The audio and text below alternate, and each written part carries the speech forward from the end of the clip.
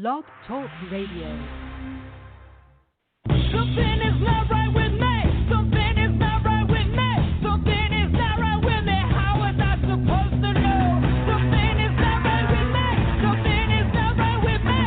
Something is not right with me. Trying not to let it show.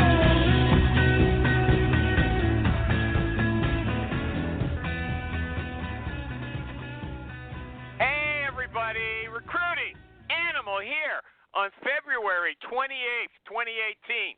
Now, I'm going to start off a little different today because I want to talk about PC Recruiter right at the start of the show. You know they're the Swiss Army knife of recruiting software, and they're having their 20th anniversary this year. So I was going to sing my own version of Sgt. Pepper to celebrate. You know, it was 20 years ago today. Yeah!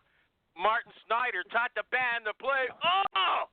But, you know, when I suggested it to Marty, he said, hey, let's take a pass on that, right? And I got insulted. I'm an artist. Sometimes I get hot under the collar. So I said, hey, Marty, if you don't like my ideas, you can do the ad yourself. So he said, hey, Animal, calm down. Look, we just won an award at PC Recruiter, and I'm really excited about that. And that's what I want you to talk about today. Is that okay? And you know what? He's a real leader, and I did calm down. So now I'm going to tell you that PC Recruiter just won the 2018 Top Rated Award for Recruiting Software. The 2018 Top Rated Award for Recruiting Software from Trust Radius. Trust Radius awards are based on customer satisfaction scores. You get that? And to get a top-rated badge, you need 30 or more reviews from legitimate verified reviewers. It can't be your mom voting for you 100 times. No, none of that. So congratulations, PC Recruiter. And now, Jerry, what show is this? The Recruiting Animal Show!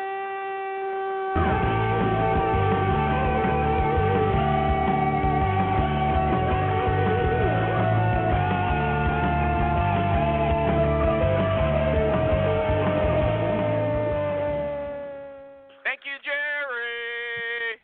Thank you. Thank you, Animal. Jerry. Thank you, Animal. What do you think You about there? the music? Yeah, I'm here. I didn't like that, man. That was obviously just to piss me off. I So love it. if you want to start, I like it. some weird game, that's okay. Go ahead. I'll play along. I liked it. Well, What was that? The Cold War What kids. was it? I didn't want to say the Cold War kids. Something is not right with me. Something is not right with me. A lot of singing today. I better move on. Let me thank my sponsors before we. Let me thank my sponsors before we get going. I just spoke about Martin Snyder, the boss of PC Recruiter, and he's the Swiss Army knife. I already said it. The Swiss Army knife of. I don't want to overload you with this. The Swiss Army knife of recruiting software. They just won an award. Nin Tran, the COO of Hire Tool, HIRETUAL, the super duper sourcing tool, and Nick Livingston, the CEO of Honeit, HONEIT, the online interview technology. You know, I think having the ad right at the beginning is too much. What do you think, Jerry? Too much. It's too commercial. I was just going to say that. Way too commercial. It bugged me. Yeah, but Kathy, they just won a prize, so, you know, I thought That's maybe true. it was appropriate. Hey, I see that. Okay, That's but a no, good point. I got the message. I got the message. I'm surveying my audience there. Okay, but you know what? I want to do another song. Okay, Jodie Garrison Kirby. She's back for a second time. Jodie Garrison Kirby. Before we do this song, are you here? Let me ask. I am. Jodie, are you here? Yeah. Okay, great. I am. I'm wondering if you'll sing with me, maybe Kathy, and maybe does everybody know the song "Go Away, Little Girl"? There's a reason I want to sing this song. Go away, yeah. You know it? I don't know it. Is that why you're going to welcome me to your show? I will not participate. Okay, Boycott. I'm going to sing it, and then I'm going to ask it's an intro to the questions. Go away, I guess it's less creepy than "Come Here, Little Girl." Written by Carole King in 1962. I should have had her singing it. Go away, little girl. I'm not supposed to be alone with you. Go away. And he says it again. Little girl, go away, little girl. I'm not supposed. Okay, now I want to know from Jodie. Pretty good for you. You stayed on tune. Thanks. Yeah, that wasn't bad. What do you guys think of Mike Pence, the VP in the United States, refusing to be alone with a woman? Jodie first. Do you think that's a legitimate thing? And I want to know if you think people in business should follow his lead. Of course not. It's super insulting to women. I try not to talk politics, but that's just off the charts crazy. This is not politics. This is Me Too. This is work. This is reality. Right. Jerry, what do you think? Yeah. Oh, Kathy. I mean, it's because it's such a crazy, outlandish idea that it is beyond politics. It is incredibly insulting to not be able to comport yourself as a human among other humans. Yeah, I could see both. I could see both sides of this. On one hand, it's ridiculous. It's ridiculous, and on the other hand, it's absolutely ridiculous. So I can see both sides. Well, what about if someone comes to your company to do an interview, and either the interviewer is a woman or the interview is a candidate? Could they be alone in a room together? I mean, you got to admit, there's a lot of risk at the present time, right? You might say something wrong. Oh, you look great today, and that's going to get you in a lot of trouble. So, anyway, but that's just an interview. I mean, that's interviewing. That's far less of a potential problem than working together. Okay, Jodie, you think go, Jodie. Sorry, who wants to say something? I'm happy to speak. I mean, there is risk in interviewing, and it's a great idea to get people comfortable having two interviewers so that you've got 4 ears and 2 mouths interviewing a candidate, not to gang up on the candidate, but just, really listening and asking better questions because there's more listening going on. So, and that also helps avoid some of the legal challenges of having, a he said, she said, because we're talking about a man and a woman alone in a room together.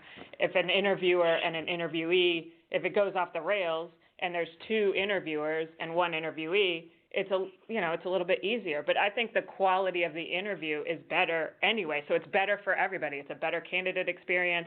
There is some shielding of liability, but that's not the only reason to do it. I have kind of a different viewpoint.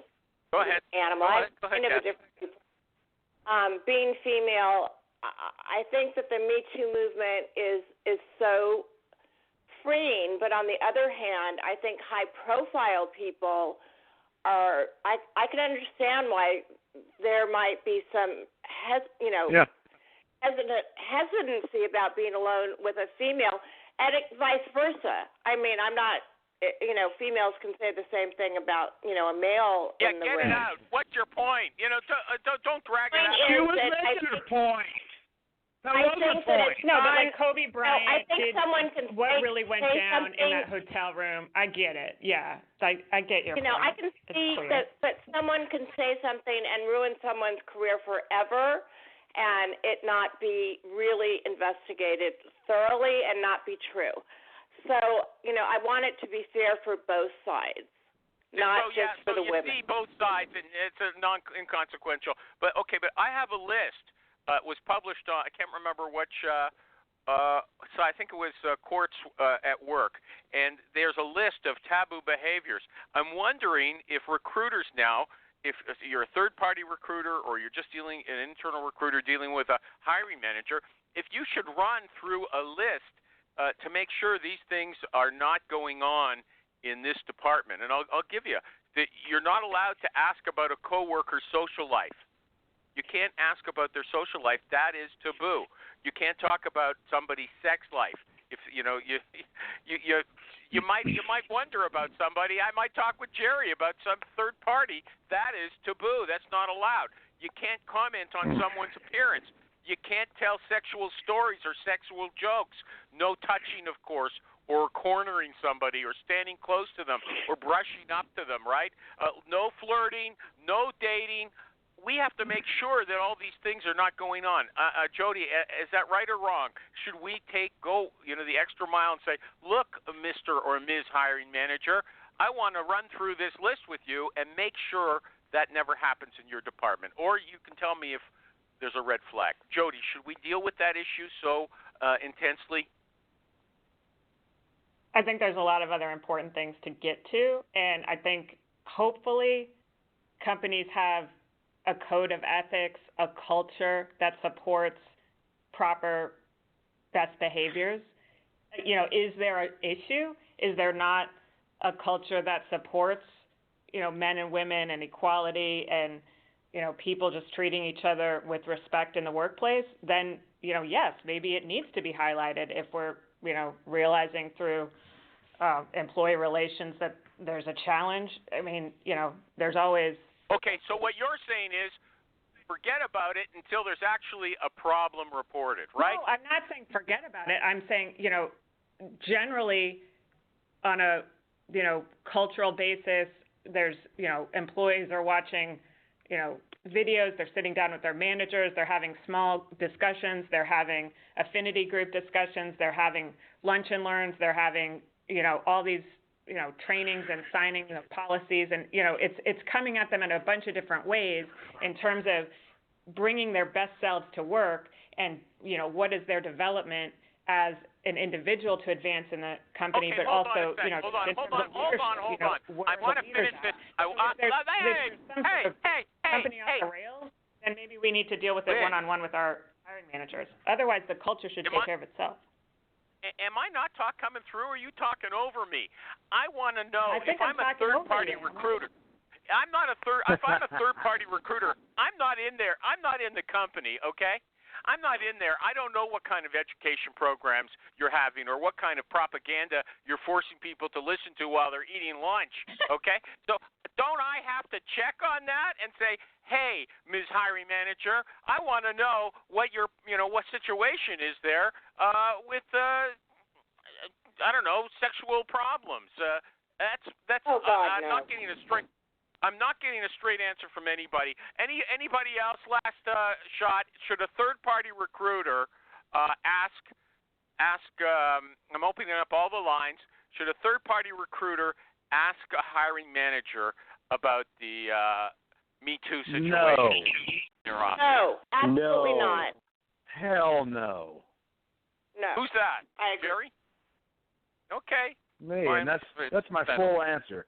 Hell no. Okay. So Jodie is now Jodie Garrison Kirby, and It's just Jodie Kirby. It's actually like my name was Garrison. It's now Kirby. Facebook doesn't let you change your name, all the time. So I'm just, letting people know slowly but surely I'm a different person, but I'm the same person. Okay. But your Twitter name did change. It's Joe Kirbs, JOKIRBS.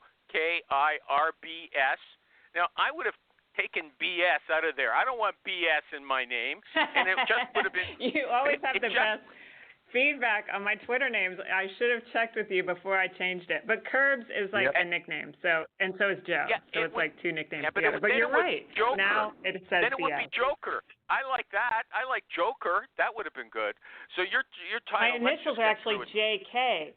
Just kidding. Yeah. But seriously, my initials are JK. Just kidding. Okay. But seriously. Okay. Right. Okay. What is your job title? Senior Technical Recruiter. Am I right? On LinkedIn. I mean, that's the clearest thing that I do. You want to know my actual job title?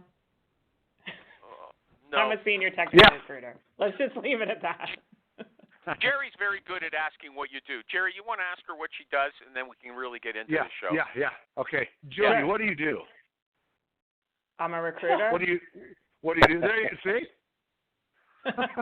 I tell us meet about with your hiring managers. I source for candidates. I talk to prospective candidates. I talk to actual candidates who have applied. I work with our scheduling team to get people through the interview process, and I close candidates.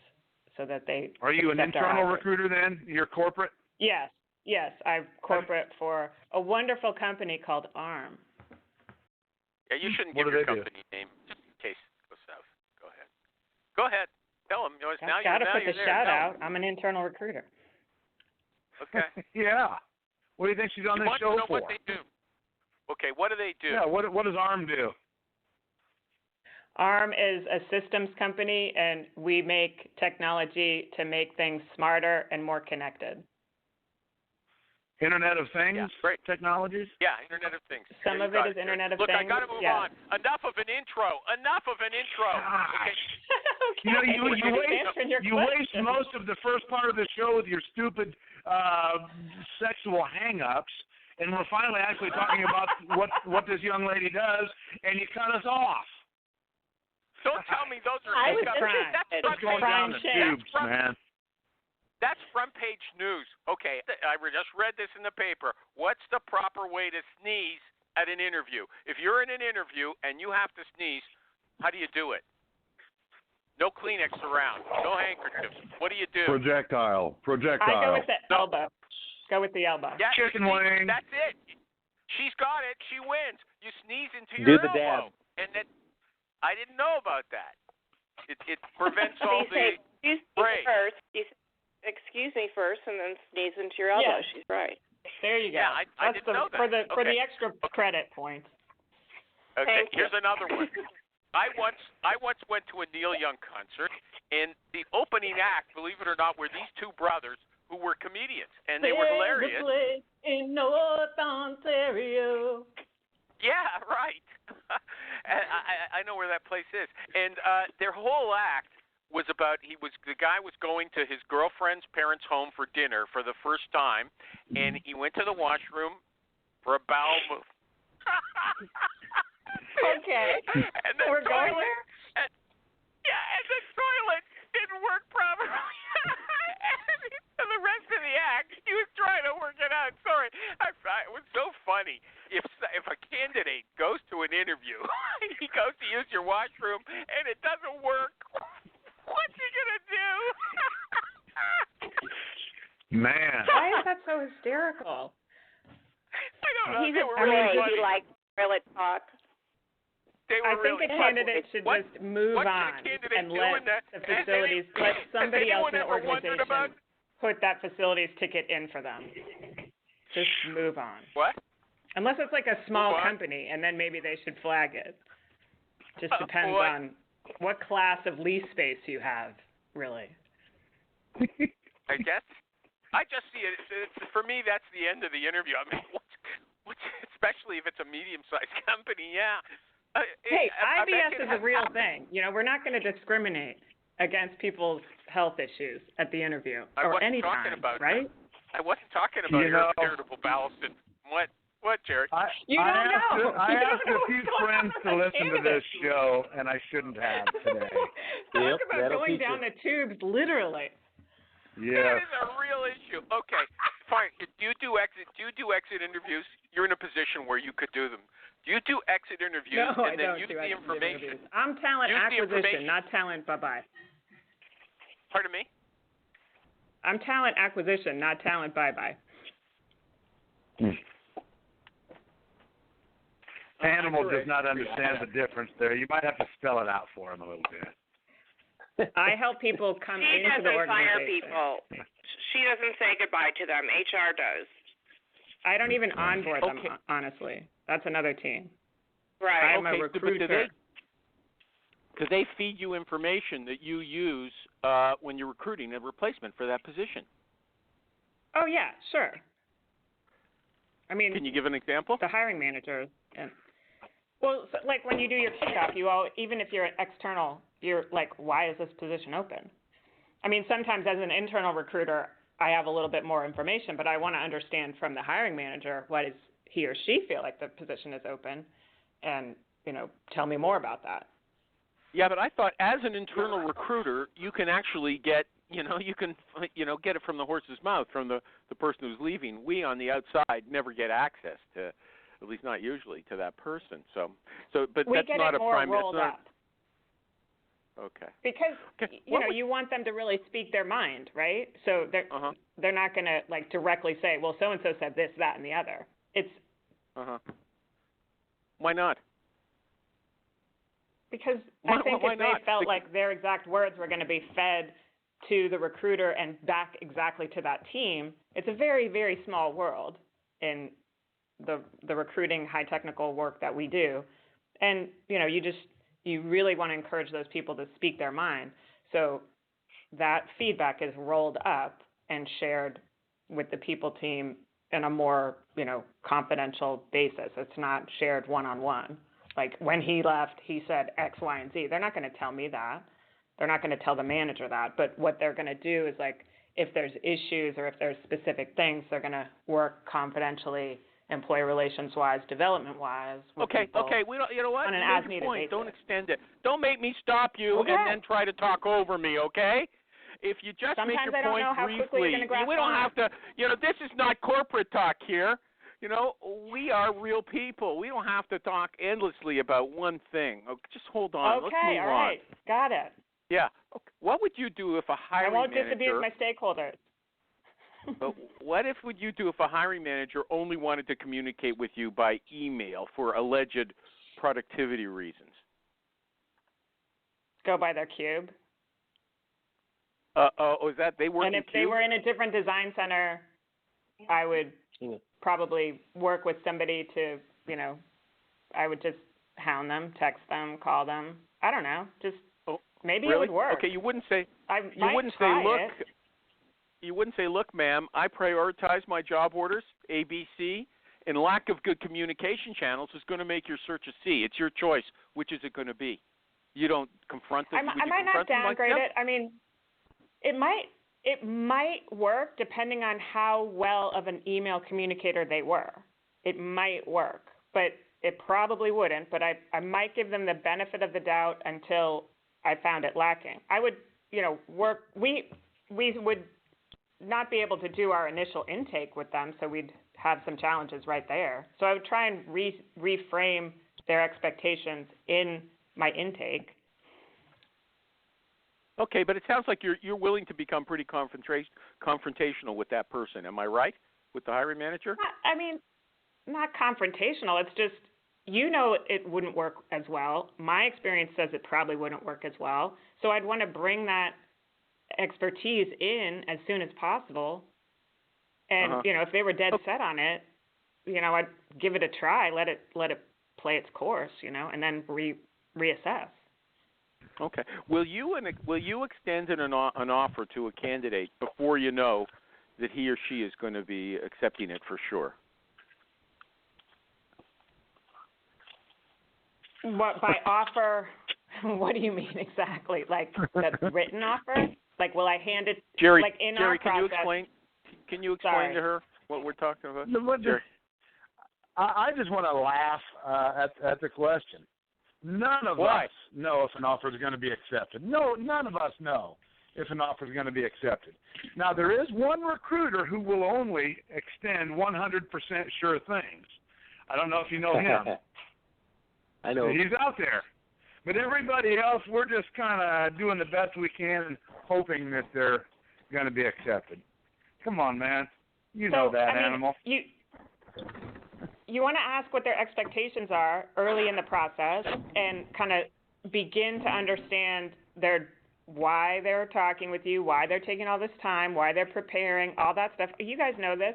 And then you begin to, get your talking points as you come towards the close. You can basically repeat back to them their own words, why they're into this. And hopefully as it goes forward, they're more and more into it, right? And so then if it's more of a lateral move numbers-wise, it should still be a positive thing career-wise. Jodie, here's what we're talking about. All these Jodie, other here's things. what we're talking about. You just like you said, at the beginning of the process, what kind of money is it going to take to get hired? Okay, and so the person wants $100,000 and a parking space. And so you say, look, if I get you $100,000 in a parking space, are you going to accept the order? And you try to pin them down. The offer. You try to pin them down. You try and get those micro agreements. But if there's a red flag right off the bat, like, look, I will never be able to give you a parking space. Do we have a problem? Or does the opportunity to do this type of work make up for that fact? And then they say yes, we go forward. Sorry. My hypothetical situation is that you're giving them what they want. But will you actually extend an offer to them until they say to you, Jodie, yes, if I get this, it's a go. Is someone blowing? Is someone blowing into their mic? Is someone blowing into the mic? Don't do it, okay? Drive me crazy. Okay. Yeah, I mean, that's the pre-close conversation. What I would call the pre-close conversation. Like, it's a go. We like them. They seem to like us. Now we're down to brass tacks, and I'm sketching out. Maybe they've shared with me a little bit more of their compensation because we've built up some trust and rapport through the process. And I'm saying, well, it looks like we can do probably A, B, and C, and then we also have these other benefits, X, Y, and Z. If we do something like that, is that an offer you'd sign? And if they say yes, good. That's what I want to hear. If they were like, well, Jodie, I don't know, Jodie, I got this, I got that, there's an opportunity cost here, blah, blah, blah. I mean, I bring that and I advocate for my candidates, that's Jodie? my role. Jodie? Yeah. Jodie, it's Kathy. What do you do if, we all think, let's say in the perfect world, we have the candidate all wrapped up and we know they're going to accept the offer, and then it's a Thursday and they say, well, I need to talk to my wife and I'll get back to you maybe Tuesday. Oh. Kathy, I hate those kind of calls. No. Yeah, I don't want to push them to make decisions. They have to go through their thought process, but I feel a little sheepish that I didn't uncover that decision process earlier on, so just going through, I would want to hear if I said, if we do that, is that an offer you'd say yes to? If we go forward, I'd want to hear, well, I need to think about it. I need to talk with my father. I need to talk with my wife. I need to talk with some people. I need to do some more research, whatever it is that they say. And then, well, what does that process look like? What's your timeline on that? This is what it takes for us in terms of a timeline. Jodie, do you set a time limit? Do you set a time limit with the offer? 24 hours, 48 hours, 72 hours, something like that? The paper offer has a 5-day timeline. But this is, the hemming and hawing and deciding in terms of a pre-close if we're even going to, move forward and what that looks like. I kind of want to wrap that up. We're not really negotiating. There's we're either going to do it or we're not going to do it. But how do you uncover? There's a little bit of wiggle room, but there's not tons. How do you uncover early on if their partner is involved in the process and if their partner even knows that they're interviewing somewhere else? How do you uncover that? That's a really good question, Kathy. I think I could improve on that, but a lot of times it's just from being friendly with them. It's not, I don't want to bring in hey, so you're married, just like we were talking about earlier. I'm not digging into their personal life for a reason. And at the same time, the more I'm sharing a little bit about myself, a little bit, I don't want to go on and on. They don't really care, and that's fine. But asking questions about their career, asking questions about why, how they got to maybe Portland and now they're looking at Austin, and it comes up. Usually they'll mention a significant other or kids or something like that. And I don't want to dig in, but I can know that, okay, I'm dealing with a family situation here. Okay, there seems to be a significant other. So just parking that, and then as it goes forward, expecting that this person's not going to give me a yes because there's going to be another conversation. Letting them think overnight. Why don't you just say to the candidate, well, a lot depends on whether it's a local job or whether it's a relo. Now, you seem to be talking about a relo. It's natural to just say, look, what's your family going to think about this? You have to consult with them. Is it, have you agreed that everybody's willing to pick up stakes and move to Austin or wherever the location is. Yeah, I mean, why sure, don't you for just real. ask them just directly? in general, though, like letting them have that time. And some people are very upfront with, I'm interviewing at 4 different design centers. I'm going to not get all my feedback for another couple of weeks. You guys are ahead of the other design centers. Some people are, and it's not even about, I need to talk to my spouse. It's about I need to get everybody's offers before I know where I'm at. Like, okay, that's I'm going to come back really to that helpful after to know. this ad. Hey, everybody! Before the ad, can I point something out, Jody? Your job ID number 12482. You know what I'm talking about? San Jose.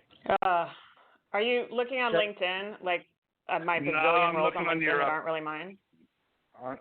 People click. What is it? Jerry's trying to pick up business. Jerry's trying to pick up business. I'm pointing out a typo, which is kind of my specialty. Yeah. What is it? 12419? 12482. You send her that 12482? after. Okay. If you were actually going to get business, I would let you talk. But to point out a typo, don't waste my time. Hey, everybody. If anybody's going to waste all of our time, it's you with your stupid sexual will you guys come up and with all good this questions? crap. I hear Michael G. Cox, he gets the next question after this ad. Okay, I don't mind help. Okay, I'm begging for help. Hey, everybody. Man. Recruiting Animal here for Hire Tool. HIRETUAL, the super duper sourcing tool. I was going to mention it during the conversation. I want to do these break-ins now where I say, you're listening to the Recruiting Animal Show, sponsored by, and then I'll mention the name of one of my sponsors, like Hire Tool. You don't have to wait till the show's half hour over before I get to it. But now I'm here. So I'm going to tell you what Hire Tool does, okay? It writes search strings for you. You can be ignorant. You can be stupid. You just have to go to HireTool.com. You use your normal everyday language. You put in your job description, and it creates a string that searches a wide range of websites like Facebook, GitHub, LinkedIn. Okay, then it returns your candidates ranked from top to bottom, the ones who match your description most closely at the top. It guesses the salary range on these people. It searches, it guesses also who's ready to leave. And Hire Tool is very famous for giving you contact info. And you can even get a free Chrome, let me get that out properly, Chrome extension to do that for you. And you could test it out before you actually buy. But go check them out right now, please, at HireTool.com, HireTual. Everybody loves it, and that's absolutely true. Okay, Michael G. Cox, do you have a question for Jodie? You're an internal recruiter. Yeah, I was going to ask if she was aware of that typo that Jerry was mentioning. That's an important question. That's not my role, but no, that's I actually wasn't. better than IBS. I don't recruit every role at interviews. ARM. What? Jodie, that's Jerry's way of building rapport with his clients. I read about it. If he sees some kind of small error on the website, like a typo. You don't know shit. Hey, what? I'm sick of that. But he knows Shinola. He sends them an email and says, "Hey, I don't know if you I guess you don't know it, but there's an You're an A idiot. that should you be don't an know what. O. You don't even know what you're saying. You don't even know what you're talking about." Yeah, and they feel grateful. Jerry's really, a serious guy. He's studying our website, and he's even trying to help us with our social media presentation. Last placement animal, tough guy. Yeah. Yeah. Okay. Well, Jerry, no. I learned from you. I'm going to start doing that too. I'm going to point out when I meet people. I'm going to tell them what's wrong with their presentation online. I like doing that. Shut up. Okay. I'm sick of it. This might be my last show. Are you all familiar with the tool This might be the last show you hear me on. Yeah. You guys, make up. Don't fight. Just breathe. Don't worry Take a about it. moment. Don't worry about it. Remember. Okay? No, this is the final straw, people. I can barely hear you anyway. Ridiculed and disparaged. Yeah, I can't hear you. You got that lousy phone. You might as well not be here anyway. Okay? Yeah. Oh, don't argue like that. Come on. You guys are actual children. Okay, you know what? I got a lot of questions from SourceCon. I've been following their tweets, and there's famous people talking there. And one of these famous people talked a lot about being likable. He said it's very important for a recruiter to be likable and that you have to be a person before you're a recruiter. No, I disagree. This is business. You're not on the phone or having a meeting with this candidate to make him or her your friend. Right. You want to recruit someone who's suitable. For your style, doesn't it? Yeah, I want to know what Jodie thinks. One of the principles of influence, right? Likability. It's not the only one, but it's one of them. What does that mean, being likable? What does it mean? Right. Well, like, you know, we like you even though you're crotchety and argumentative, but, you know, it makes people consider you an expert. I mean, just because you're likable, you know, it's like, wow, let's listen to the show. We'll have some laughs. Yeah, that's a non-answer. That kind of answer could be delivered at a conference because it doesn't mean anything. But I'll give you an example of what he was talking about. He said, I think this is what he said, that you should put on a phony smile. You know, I've heard this baloney so many times that if you smile, it makes you happy. I'm all about that. If you don't feel great, don't just stay in bed.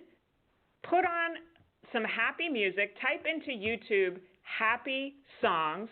Listen to one of them. Go get the dishes out of your sink and wash your sink.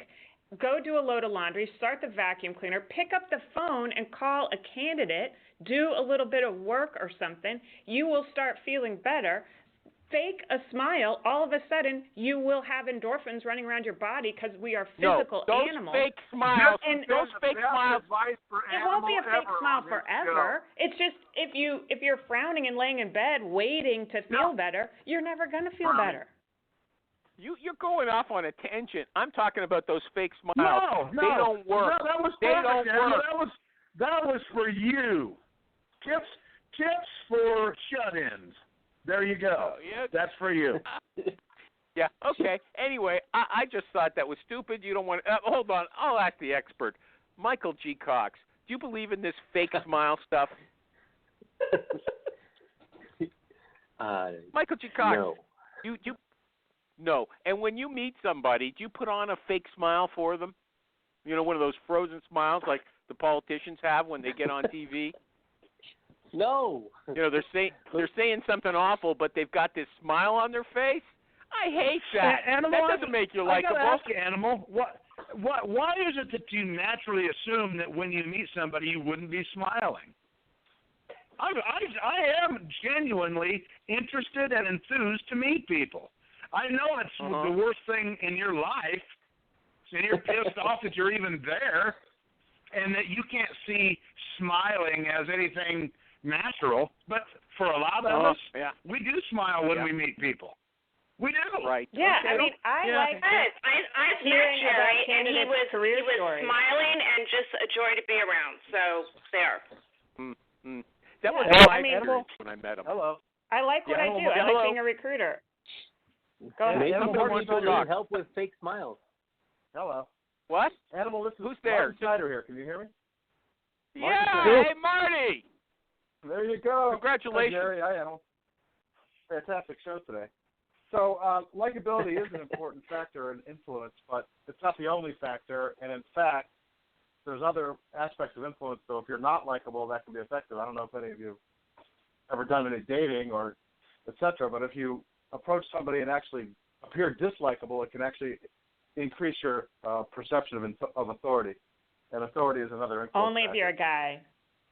Well, that's to be anybody. Yet Animal is still single. Gender is not in the pants. Ostensibly, he's got it all going for him. Gender is definitely not in the pants. I mean, Steve Jobs was famously unlikable, but if you got him on the phone, I think you'd probably not be worried about how likable or not likable he was if he was recruiting you. Okay. I don't know about that. Everybody hated him. Okay.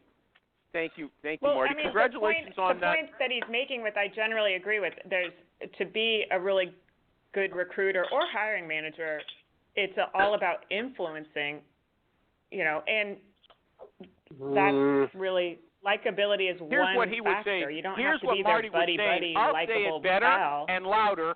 I'll say it better and louder than my sponsor did. He said, a real boss doesn't come across like a puppy dog, and you don't have to either to influence people, right?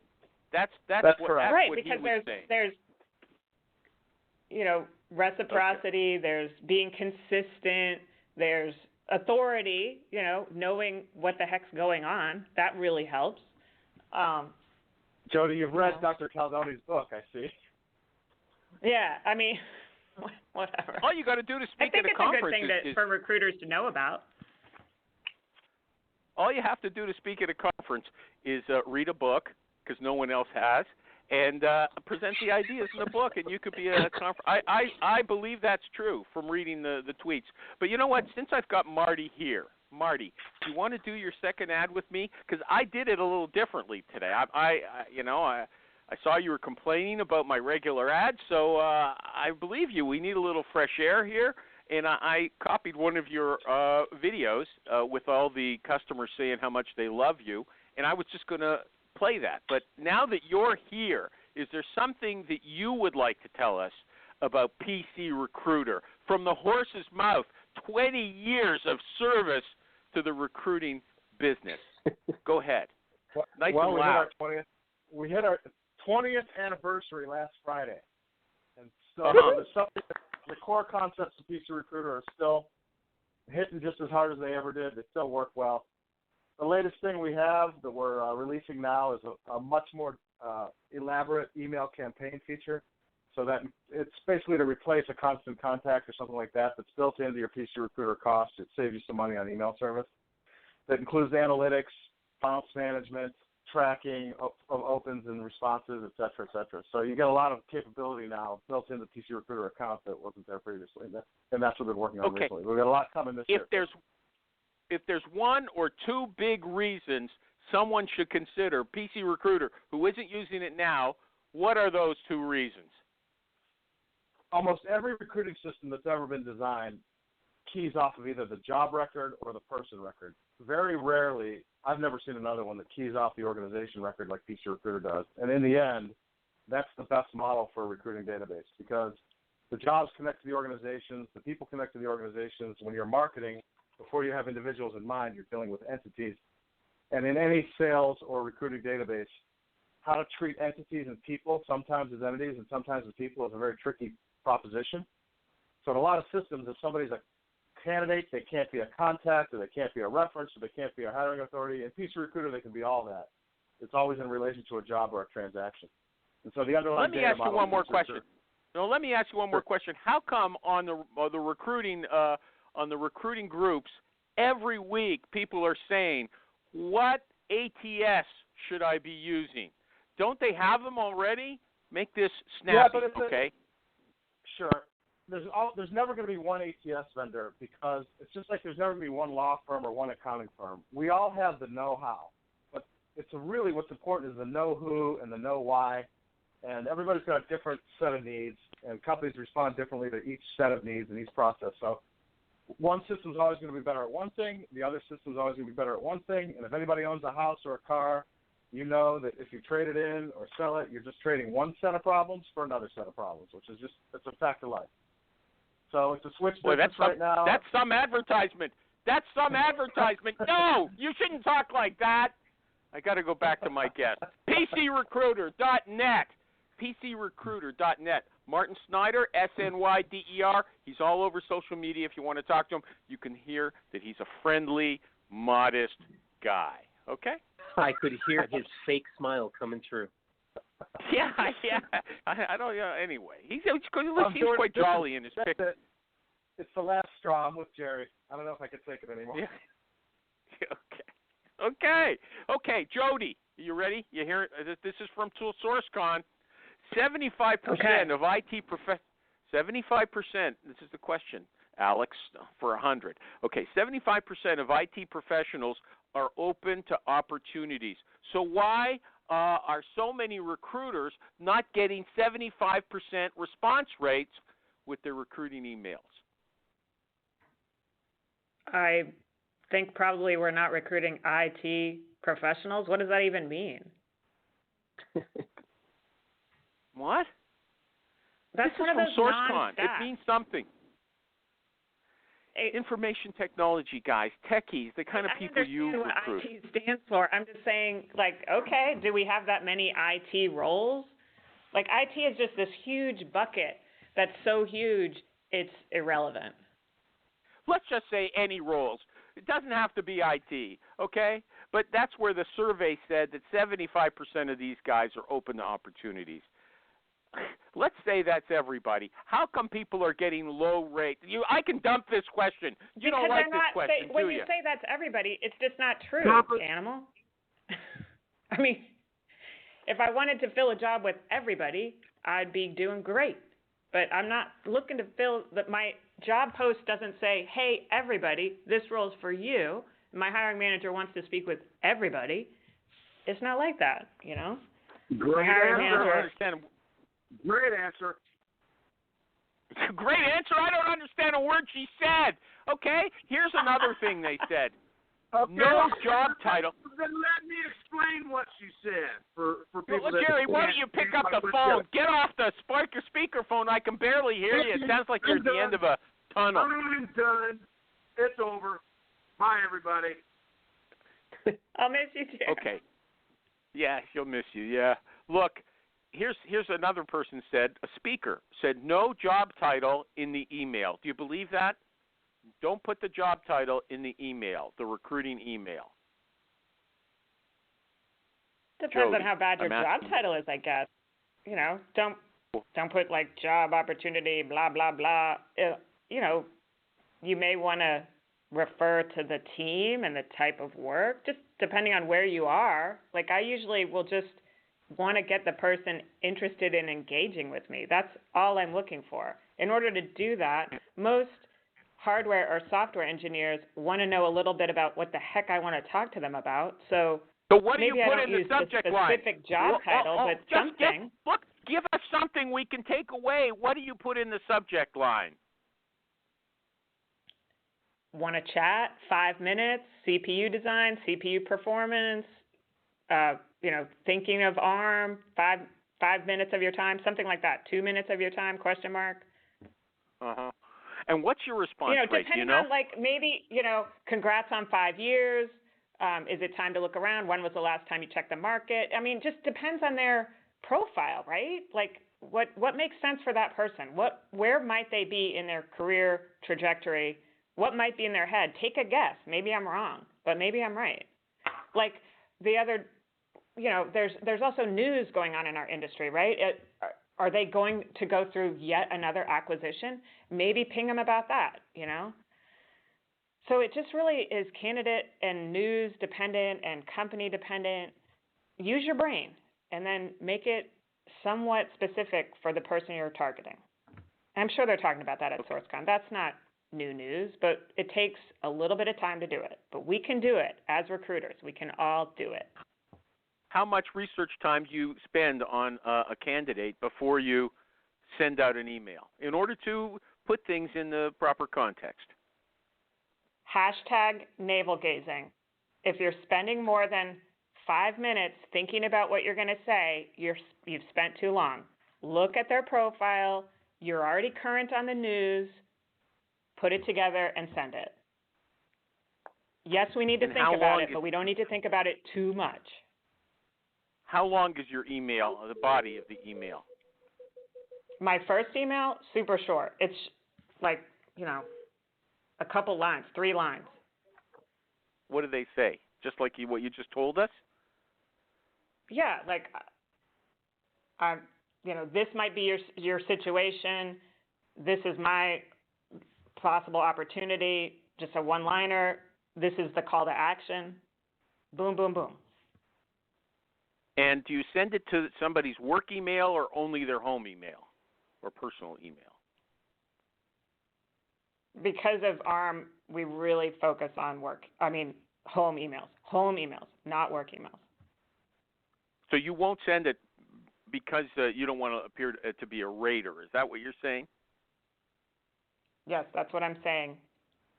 Okay, but for a third-party recruiter, that wouldn't be an issue. So do you think it's valid for a third-party recruiter to send you, if I wanted to recruit you, would it be valid for me to send you an email at work? I can't speak to that right now. Well, I'm not saying I'm recruiting you, okay? Well, okay, I'll let you. I won't press you. I know you're not recruiting me. Yeah, I'm just not going okay. to speak to it. I have no opinion on people emailing people at work. Yeah. Okay. Now, you know what? At SourceCon as well, one of these gurus said that persuasion is good, but influence is better. What does that mean? What's the difference? I don't know. I don't know. Does anybody want to comment? Let's use a thesaurus and just come up with a snappy title. Maybe if we listen to the talk, there would be some difference. Yeah, I don't think so. Persuasion and influence read the book. Isn't the I same? think they read Maybe the book persuasion, and they're thinking, is too pushy, and influence is more of a pull marketing versus persuasion is push marketing. I don't know. What does that mean? I mean, it just depends on what the talk I don't is. understand what you're saying. I don't understand what you're saying now either. Well, what did you mean? Like if persuasion, if they're characterizing that as pushing people, selling to them, directive, and influence is more drawing people, attracting people, helping people to come to their own realization that your opportunities are the best for them. Okay. Being I like an one advocate. thing you said. Directive versus informative. We're going to leave it at that. Here's a question before I go to my next ad, okay? It seems, these ads just take out like 4 or 5 minutes of the show, but it seems like a lot. Every minute it seems like there's an ad. I know what people are complaining about. Anyway, look, The Guardian, that's a newspaper in England, they've got a career section. They posted on Twitter that the secret to a high salary is emotional intelligence. I absolutely disagree. What do you think? I think soft skills are really important, and emotional intelligence is one of those things that it helps you be aware of where you need to develop. It helps you drive your career You're forward. going off on a tangent. You're going off on a tangent. They said this is the secret to a high salary. Another article said that 80% of success depends on emotional intelligence. I think skills are the issue. Skills are the money maker. No, people can learn. Are you with skills. me or against me? You can train up. You can train up on skills. It's difficult. Yeah. Well, some skills are going to take a longer ramp. I get that. But if you don't have emotional awareness, emotional intelligence, call it what you want, to understand where you need to develop, you're never going to get there. Martin Snyder, are you still on the line, or did you leave with Jerry? Okay, he's a boss. I was going to ask him. I have to do an ad. I got to do an ad before we come to the final questions. Hey, everybody. Okay. Recruiting Animal here. What? Recruiting Animal here for Hone It, okay? HONEIT. Hone It is phone interview technology. Let me tell you how it works. The candidate and recruiter dial into the interview just like they would ordinarily. They have the regular interview, only here's the thing. It's recorded, so you have an audio recording. And that recording is automatically turned into a transcript, and you can read it and search all the keywords, right? So it's easy to go back to that interview and get any information you need. You don't have to worry about taking notes during the interview. You don't have to worry about forgetting some detail. It's there. Not only that, you can share the information with a whole bunch of people. They don't have to interview the same candidate, ask her all the same questions over and over again. And when you, as the recruiter, have a question that you know is really important, you press a button when you ask it, and then you press a button when you finish talking about it. That creates a clip that you can pass on to the hiring manager. He or she can go directly to the meat, okay? And the good thing about that as well is that if the recruiter doesn't really understand the depth of the technical information that he or she has to get from the candidate, they can still ask the question, even if they don't understand everything. The candidate does. He or she answers the question. It's recorded, it's transcribed, and passed on to the people on your team who will understand it entirely. Okay? So it's a fantastic tool. Go check it out at honeit.com, HONEIT.com. Nick Livingston, if you're on the line, now's the time to speak up. No. He's not here. Back to Jodie. Jodie. Hey, did you know who Cary Grant was, Jodie? The actor? Jodie, you still here? The actor. Yeah, Jodie, can you hear me? Jodie. Yeah, the Yeah, actor. Jodie. Okay, there's like there's 5 minutes left. I've got lots of questions from SourceCon. Did you want to talk about something? Is there something that you feel recruiters don't know that they should know? That a burning issue that I've been really focused on the intake meeting for months. That's been a special project focus of mine here. So I can talk at length about that if you wanted to ask questions about that. If people care about that, happy to go on. No, you with just that. tell us. What is it? What is it? Very excited about going hiking on the Appalachian Trail, and also excited that the Bruins are 1 point ahead of the Leafs. So we can talk about all of those things. I'm only interested in the first one. I want you. What is it that you've discovered about intake sessions when you get a new assignment? You're speaking with the hiring manager, whoever. Tell us about that for a few minutes, so we can learn something that you've studied.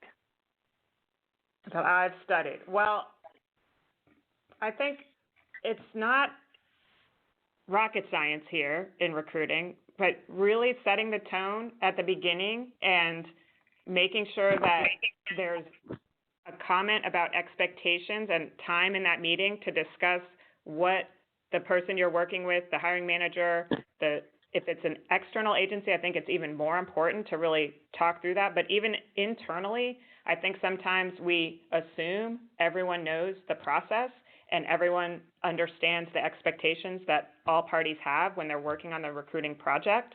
And I think just spending a couple, 3 minutes, 5 minutes, talking through expectations and aligning on expectations really helps everything go forward. Can you give an example? Smoothly. Can you give, to bring it to life, can you give us one example of where things have gone wrong? Well, like where you've seen things go wrong. The recruiter thinks they're going to give feedback within 48 hours or 24 hours after submitting candidates, and the hiring manager has no idea about that. That's one thing that's common. Why would a hiring manager, want to drag his or her feet? I mean, and what do you say to them? What do you say to them if that's the issue? How do you say it? Look, Bill, I'm going to be working on this search really hard. I don't want you dragging your feet. I want you to get me feedback on a resume within 48 hours. Can we agree on that? Is that how you talk? Is that what you say? No, I say because it's usually going to take some time for us to get quality candidates to them, and they have a lot of other things on their plate. So I just want to make sure that we're clear. We need their feedback very clearly, very promptly. What's reasonable? We would like it to be 48 hours, and maybe they can commit to that. Maybe they can't. Then we need to discuss it. But what I want to make sure they know is that if we have pulled somebody into the process and had them jump through hoops to get to where we can submit them, and then we can't give them feedback about next steps, that's a bad candidate experience. So what are they going to do to alleviate that? Can they commit to 48 hours? And, do they understand what we're looking for? We are looking for a few bullets in an email. How hard is that? You can do it on your phone. So usually when we talk through that, it's fine. But if we don't address that right from the get-go, the process breaks down very quickly. If the hiring manager is not so agreeable, will you go to the wall on that issue? If they really have a lot of other things on their plate where they can't do that, then who are their proxies, right? Who am I going to submit my candidates to? Who else on the team can review these and provide that feedback? Maybe they shouldn't be the first gateway. So let's brainstorm. I don't want to pin them to the wall. Let's just get together. We're going to do this project together. We've hit a problem. Let's problem solve. Okay. Jodie Kirby, I want you to have a nice, safe trip on the Appalachian Trail. How long are you going for? 4 weeks. 4 weeks, and then you're going back to work, or you're taking off even more time? No, I'm going back. I'll be back in April. Okay. Have a safe trip. Thank you.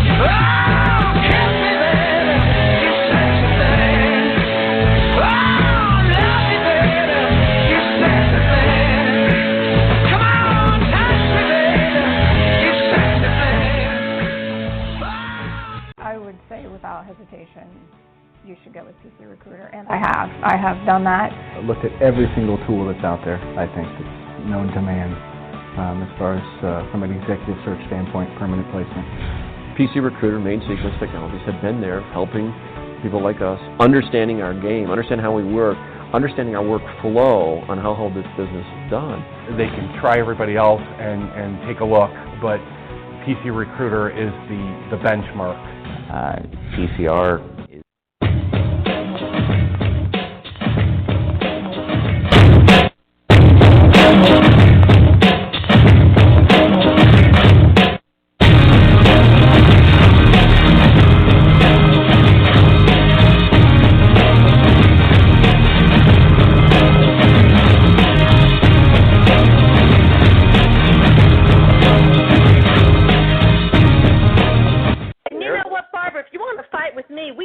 offline.